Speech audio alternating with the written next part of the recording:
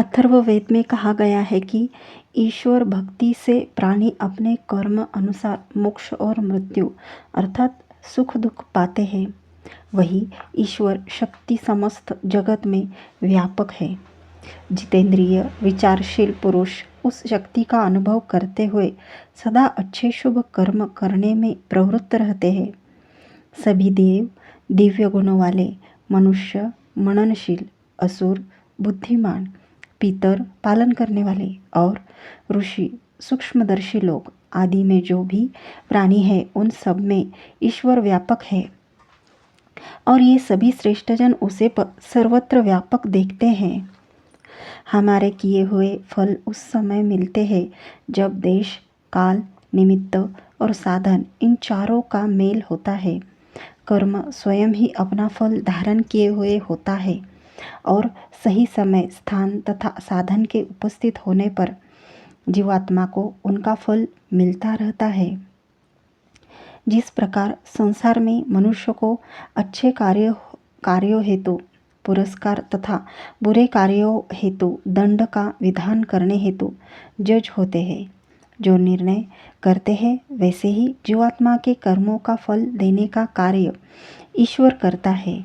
मनुष्य को निर्णयों में त्रुटि होती है किंतु ईश्वर न्यायकारी है।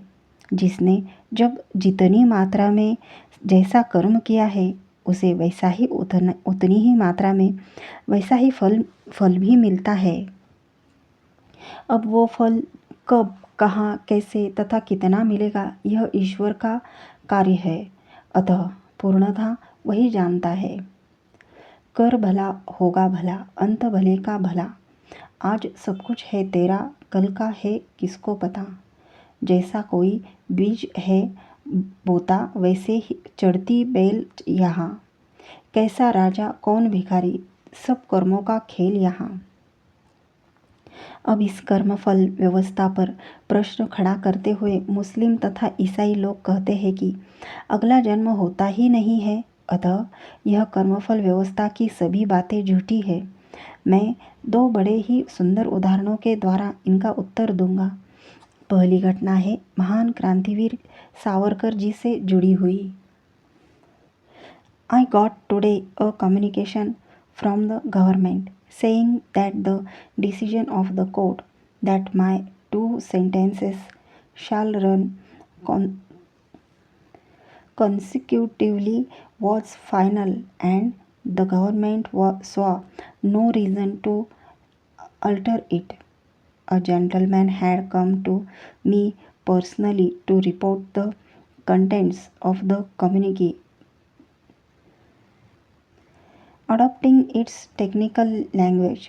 He remarked jocularly, "My dear Savarkar, the government had at last decided that you were to run your first life sentence first and your second life sentence after it.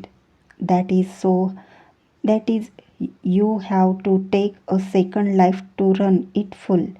To which I replied in the same vein, "Yes, indeed, but I have at least the consolation that for this purpose it has subscribed to the Hindu doctrine of rebirth and had disowned the Christian doctrine of resurrection." Vinayak Damodar Savarkar को 1911 में 2 जीवन की सज़ा ईसाइयों ने सुनाकर काले पानी भेज दिया था। जिस समय यह सज़ा सुनाई गई थी उस समय ब्रिटेन में अधिकतम 14 वर्ष की सज़ा थी और भारत में अंग्रेज़ ईसाइयों ने अधिकतम 25 वर्ष की सज़ा की थी, किंतु सावरकर को ईसाइयों ने 2 जन्म की अर्थात 50 साल की सज़ा सुना दी थी। सावरकर जी ने सरकार से पूछा था कि उसकी दोनों जन्म की सज़ा एक साथ चलाई जाए ताकि दोनों 25 साल में ही समाप्त हो जाए, किंतु सरकार ने कहा कि पहले एक जन्म की समाप्ति होगी फिर दूसरे जन्म की चलेगी।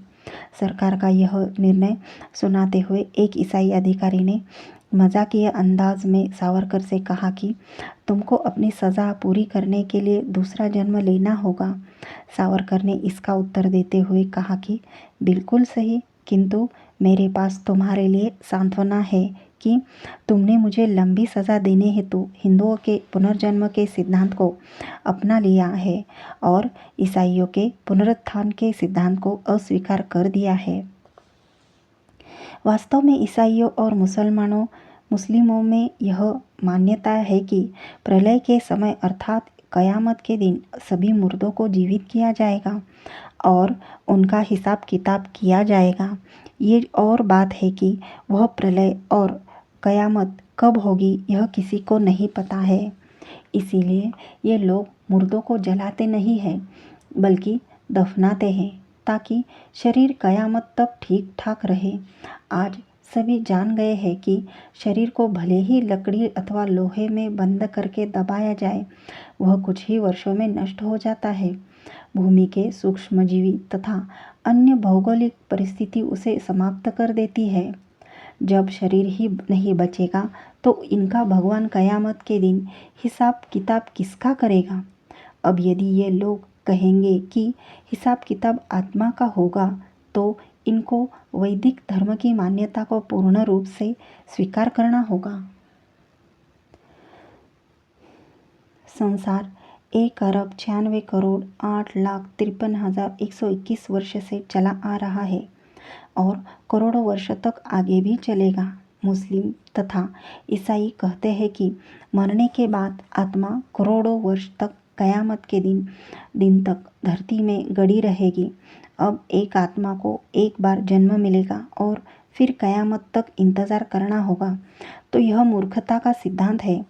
यदि एक आत्मा एक ही जन्म लेती है तो फिर संसार में किसी को कुत्ता, बिल्ली, मुर्गा, बकरी, सांप, पेड़, दरिद्र, अपंग किस आधार पर बनाया। यह तो ईश्वर ने अन्याय कर दिया कि एक आत्मा को धनवान मनुष्य बना दिया, एक आत्मा को भूख से मरने के लिए भिखारी का शरीर दे दिया।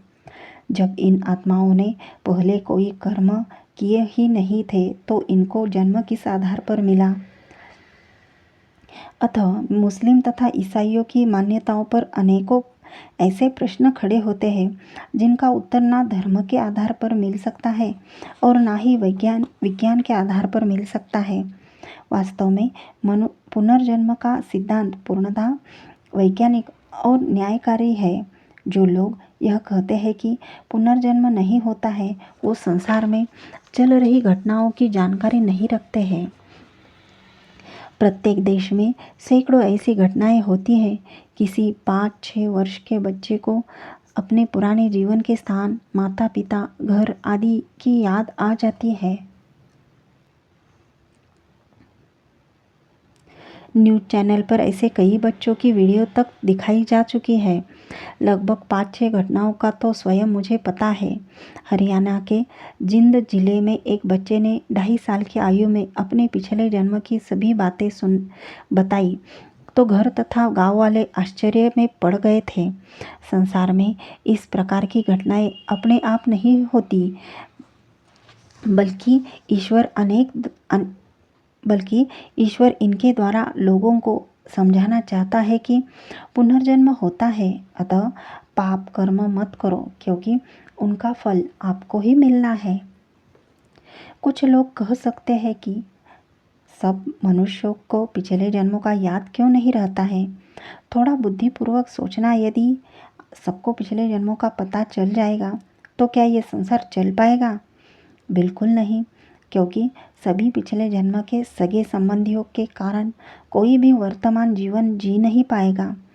पिछले जन्म में किसी की माँ बीमार होगी, किसी की पत्नी सुंदर होगी, किसी की बच्ची अकेली होगी, किसी का परिवार भूख से तड़प रहा होगा, कोई राजा के घर से होगा आदि।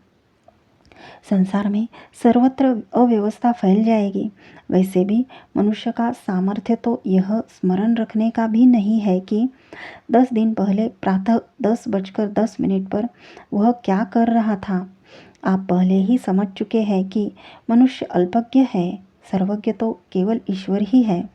अतः यह व्यवस्था पूर्णतः न्यायकारी तथा तर्कसंगत है।